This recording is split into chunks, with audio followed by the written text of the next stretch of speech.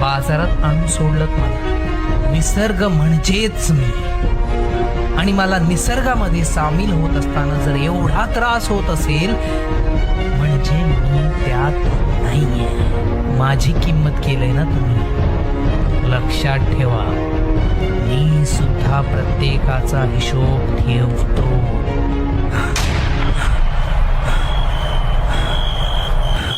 अरे देवा, नक्की स्वप्न होतं की काय होतंय?